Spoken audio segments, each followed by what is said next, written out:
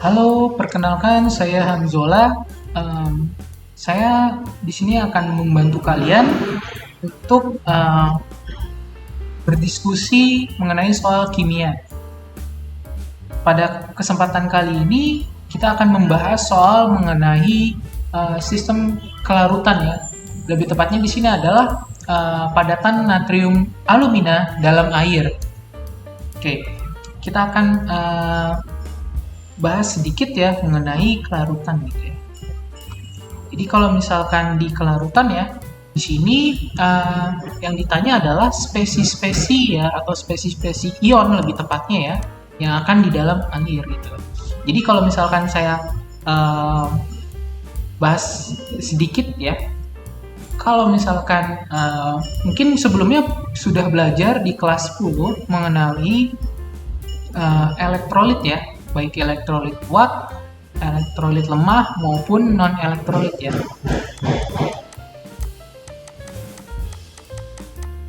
Jadi kalau misalkan elektrolit kuat ya ini tandanya berarti dia akan terurai sempurna ya. Senyawa yang termasuk elektrolit kuat itu senyawa apa saja? Yang pertama adalah senyawa garam, yang terbentuk dari unsur logam dan non-logam. Itu adalah senyawa garam. Kemudian yang termasuk elektrolit kuat adalah asam kuat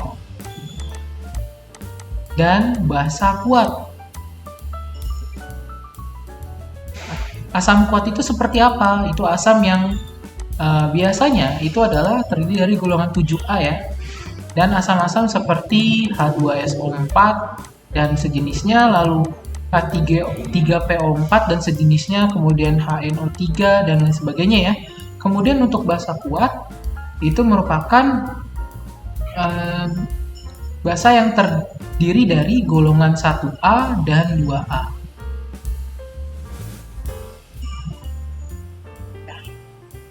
Seperti itu ya. Ini untuk elektrolit kuat. Lalu yang kedua untuk elektrolit lemah.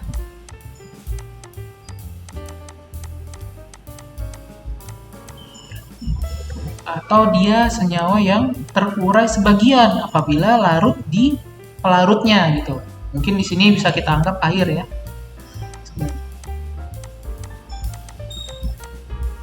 Seperti apa elektrolit lemah? Ya biasanya tersusun sama asam lemah ya, dan basa lemah. Seperti apa? Mungkin contohnya seperti CH3COH atau asam cuka. Untuk basa lemahnya seperti amonia dan sebagainya ya. Oke. Lalu di sini yang terakhir adalah non elektrolit ya. Atau kalau ya, non elektrolit apabila dilarutkan dalam pelarutnya maka dia tidak terurai ya. Terurai maksudnya tidak terurai jadi apa? Terurai jadi ion-ionnya seperti misalkan glukosa gitu ya. Kemudian ada lagi kayak benzena dan lain sebagainya ya. Oke. Ini untuk seputar sistem larutan. Lalu di sini ditanyakan apabila padatan alumina dilarutkan dalam air. Nah, natrium alumina ini apa? Ini adalah senyawa NaAlO2 gitu ya. Ini natrium alumina ya, gitu ya. Yang apabila kita larutkan di dalam air, maka akan jadi apa? Akan jadi NaOH, sorry. Sini saya akan tambahkan air dulu.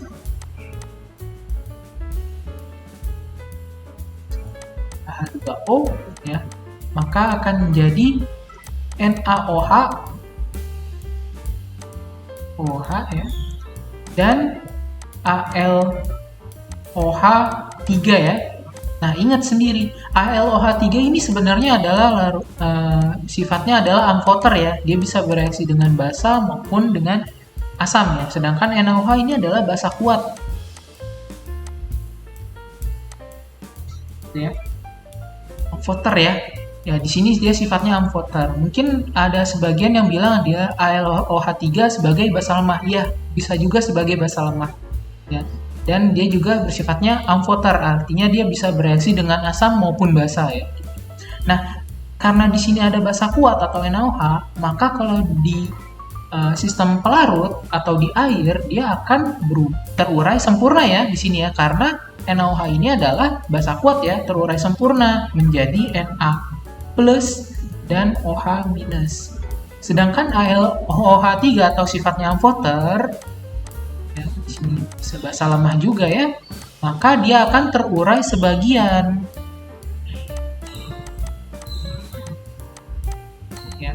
Hanya sebagian aja terurainya gitu ya.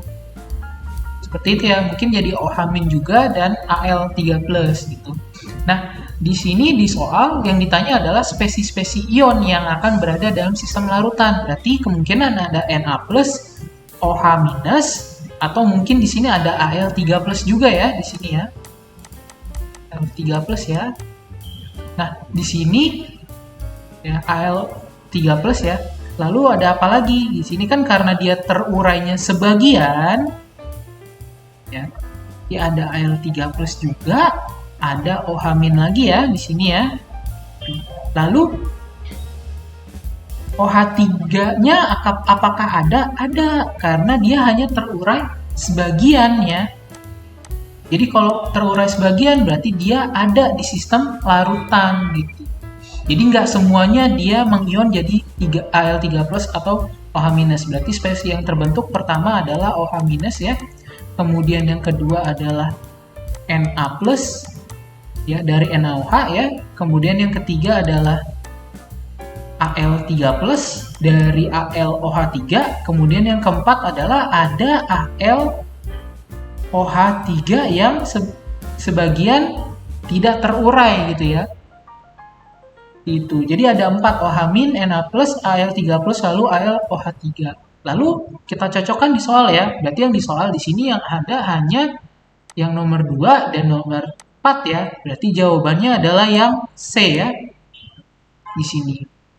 Oke, seperti itu ya. Oke, terima kasih telah menyimak. Sampai jumpa di kesempatan berikutnya. Hai, jika kamu merasa video ini bermanfaat, jangan lupa subscribe, like, dan nyalakan lonceng notifikasi untuk update soal, materi, dan cerita pendidikan lainnya.